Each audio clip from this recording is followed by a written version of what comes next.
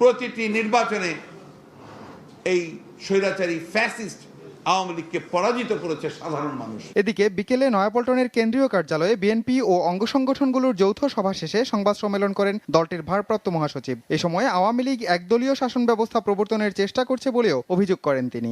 অতীতেও দেখেছি যে তারা একইভাবে একই কায়দায় একদলীয় শাসন ব্যবস্থা বাকশাল প্রতিষ্ঠা করেছিল। আজকে আবার ভিন্ন আঙ্গিকে তারা একদলীয় শাসন ব্যবস্থা প্রবর্তন করবার চেষ্টা করছে। এদিকে জাতীয় প্রেস ক্লাবে এক আলোচনা সভায় উপজেলা নির্বাচন সুষ্ঠু হয়নি বলে অভিযোগ করেন বিএনপির স্থায়ী কমিটির সদস্য লেফটেন্যান্ট জেনারেল অবসরপ্রাপ্ত মাহবুবুর রহমান। এই নির্বাচন প্রশ্নবিদ্ধ আছে। ইলেকশন কমিশন তাদের অনেক ত্রুটি আমরা দেখেছি, সেখানে ভোট রিগিং হয়েছে, তারা ভোটারদের প্রোটেকশন দিতে পারেনি। কামরুল হাসান, সময় সংবাদ, ঢাকা। এদিকে আওয়ামী লীগ নেতারা মন্তব্য করেছেন, আগাম নির্বাচনের দাবিতে বিএনপির আন্দোলনের হুমকি নতুন ষড়যন্ত্রের ইঙ্গিত। পাশাপাশি অনুপ্রবেশকারীরা দলে ঢুকে সরকারের ভাবমূর্তি যেন ক্ষুণ্ণ করতে না পারে, সেজন্য দলীয় নেতাকর্মীদের সজাগ দৃষ্টি রাখার আহ্বান জানিয়েছেন তারা। রাজধানীতে মঙ্গলবার আলাদা আলাদা অনুষ্ঠানে বক্তব্য রাখেন আওয়ামী লীগ নেতারা।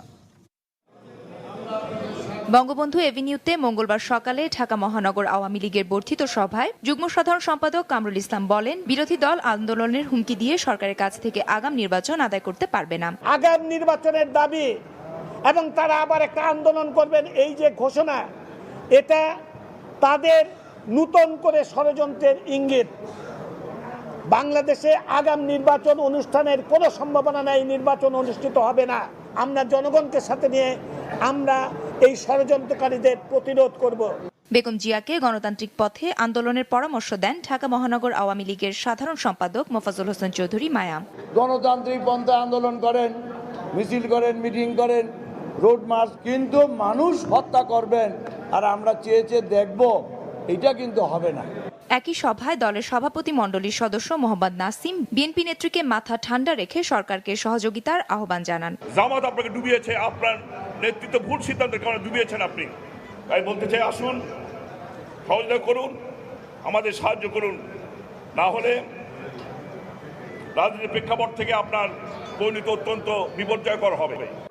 এদিকে রমনা ও শাহবাগ থানা আওয়ামী লীগের ত্রিবার্ষিক সম্মেলনে উপদেষ্টা মণ্ডলীর সদস্য আমির হোসেন আমু উপজেলা নির্বাচনের ফলাফলে বিভ্রান্ত না হতে নেতাকর্মীদের প্রতি আহ্বান জানান। দল যখন ক্ষমতায় থাকে তখন অনেক লোক অনুপ্রবেশ করে, সুবিধাবাদীরা অনুপ্রবেশ করে, শত্রুরা অনুপ্রবেশ করে এমন সব ঘটনা ঘটায় যাতে দলের ভাবমূর্তি নষ্ট হয়, সরকারের ভাবমূর্তি নষ্ট হয়। সেই দিকে আমাদের প্রতিটি নেতা কর্মীকে অত্যন্ত সজাগ এবং সচেতন থাকতে হবে। ফাহমিদা শম্পা, সময় সংবাদ, ঢাকা। মধ্যরাতের সময় আরো থাকছে। নারায়ণগঞ্জের জিন্দা পার্ক নিয়ে রাজুক ও পরিচালনা কমিটির পাল্টাপাল্টি অভিযোগ। সিদ্ধান্ত পরিবর্তন না হওয়া পর্যন্ত আন্দোলন চালিয়ে যাবার ঘোষণা।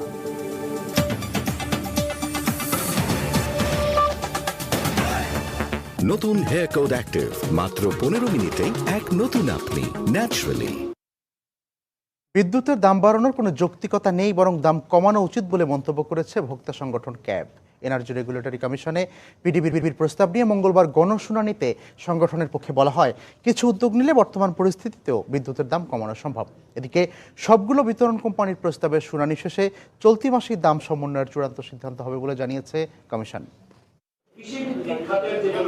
বিদ্যুতের দাম বাড়ানোর জন্য প্রথম দিনে দুটি বিতরণ সংস্থার প্রস্তাব নিয়ে গণশুনানি হয় এনার্জি রেগুলেটরি কমিশনে। বিদ্যুৎ উন্নয়ন বোর্ডের পক্ষ থেকে গ্রাহক পর্যায়ে গড়ে 15.5% দাম বাড়ানোর প্রস্তাব দেওয়া হয়। প্রায় 1.5 বছর আগে সর্বশেষ দাম বাড়ানোর পর থেকে ইউনিট প্রতি 93 পয়সা করে লোকসান হচ্ছে বলে দাবি করেছে বিদ্যুৎ উন্নয়ন বোর্ড। বিতরণে পরিচালনের ব্যয় বৃদ্ধি পাওয়ায় 12-13 অর্থ বছরের ট্যারিফজনিত ঘাটতি হয়েছে 516 কোটি টাকা। খুচরা সরবরাহ ব্যয় পূরণ এবং এর জন্য বিভিন্ন শ্রেণীর খুচরা গ্রাহকদের উপর সামঞ্জস্য রেখে প্রায় 15.5% হারে খুচরা বিদ্যুৎ ট্যারিফ বৃদ্ধির প্রস্তাব করা হয়েছে। প্রস্তাবে আবাসিক গ্রাহক ও কৃষিতে বিদ্যুতের দাম অতিরিক্ত বাড়ানোর কথা বলা হয়েছে উল্লেখ করে ভোক্তাদের পক্ষ থেকে এর বিরোধিতা করা হয়। ক্যাবের পক্ষ থেকে বলা হয়, 2014 সাল থেকে বিদ্যুতের দাম কমবে এমন প্রতিশ্রুতি দিয়েই অতীতে বিদ্যুতের দাম বাড়ানো হয়েছিল। কমানোর সেই প্রতিশ্রুতি বাস্তবায়ন হচ্ছে না এবং আমি বিচার বিশ্লেষণ করে দেখেছি যে বিদ্যুতের দাম কমানো সম্ভব, এবং এখন থেকে আজকে থেকে আমাদের প্রচেষ্টা হবে বিদ্যুতের দাম বৃদ্ধি নয়, কমানো। তারা যেটা বলছে 750 কোটি টাকা ওনারা এই যে নিজেদের যেটা বেড়ে যাচ্ছে ওইটা ওনারা তুলে আনবেন, কিন্তু আমাদের ধারণা জনগণের কয়েক হাজার কোটি টাকা ক্ষতি হবে, এই ধরনের কোনো অর্থনৈতিক বিশ্লেষণ তারা করেনি। এদিন ওয়েস্ট জোন পাওয়ার ডিস্ট্রিবিউশন কোম্পানির পক্ষে গড়ে 8.59% দাম বাড়ানোর বিষয়ে গণশুনানি হয়। কমিশনের মূল্যায়ন প্রতিবেদনে পিডিবির জন্য 6.6% এবং ওজোপাটিকোর বিদ্যুতের দাম গড়ে 7.51% বাড়ানো প্রয়োজন বলে উল্লেখ করা হয়েছে। কমিশন জানিয়েছে সবগুলো বিতরণ কোম্পানির প্রস্তাবের শুনানি শেষে শিগগিরই সিদ্ধান্ত দেওয়া হবে। দীর্ঘদিন যাবত এই দেশবাসীকে টেনশনে রাখতে চাই না, আপনাদেরকে টেনশনে রাখতে চাই না। আমরা যত দ্রুততম সময়ের ভিতরে আমরা আমাদের সিদ্ধান্ত দেওয়ার চেষ্টা করব। এদিকে গণশুনানি চলাকালে দাম না বাড়ানোর দাবিতে কমিশন ভবনের নিচে অবস্থান কর্মসূচি ও বিক্ষোভ করেছে গণসংহতি আন্দোলন। আবুল কালাম আজাদ, সময় সংবাদ, ঢাকা। আপনারা দেখছেন মধ্যরাতের সময়, সঙ্গেই থাকুন।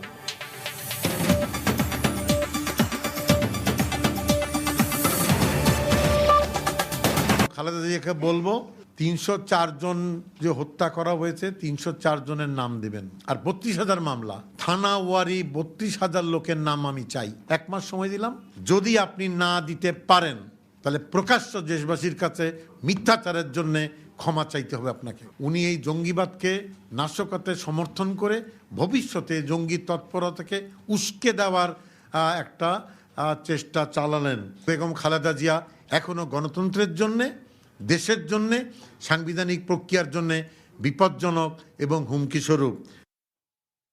রাজধানীর কদমতলীতে কোনো বন্দুকযুদ্ধ হয়নি, আইনশৃঙ্খলা বাহিনী আত্মরক্ষার্থে গুলি চালিয়েছে বলে দাবি করেছেন স্বরাষ্ট্র প্রতিমন্ত্রী আসাদুজ্জামান খান কামাল। মঙ্গলবার সকালে মিরপুরে ফায়ার সার্ভিস ও সিভিল বার্ন ট্রিটমেন্ট হাসপাতালের ভিত্তিপ্রস্তর স্থাপন এবং চীন সরকারের অনুদান হিসেবে প্রাপ্ত 50টি অ্যাম্বুলেন্স হস্তান্তর অনুষ্ঠান শেষে সাংবাদিকদের সঙ্গে কথা বলেন তিনি। আমি সবসময় বলি বন্দুকযুদ্ধে মারা গিয়েছে, যারা মারা গিয়েছে তারা সব এরা বন্দুকযুদ্ধে মারা গেছে। এতে পুলিশের উপরে যখন অ্যাটাক হয় তখনই পুলিশ তাদের নিজস্ব সেফটির জন্য বন্দুকযুদ্ধ হয়। কিন্তু জামিনে মুক্তি পেলেন বিএনপির যুগ্ম মহাসচিব আমানুল্লাহ আমান। মঙ্গলবার সন্ধ্যায় ঢাকা কেন্দ্রীয় কারাগার থেকে তাকে মুক্তি দেয়া হয়। এর আগে সাভার থানায় একটি ও কেরানীগঞ্জ মডেল থানায় দায়ের করা পৃথক 4টি মামলায় গতকাল 6 মাসের অন্তর্বর্তীকালীন জামিন মঞ্জুর করে হাইকোর্ট। নেতার কারামুক্তি উপলক্ষে কারাগারের মূল ফটকের সামনে ভিড় করে দলের নেতাকর্মীরা।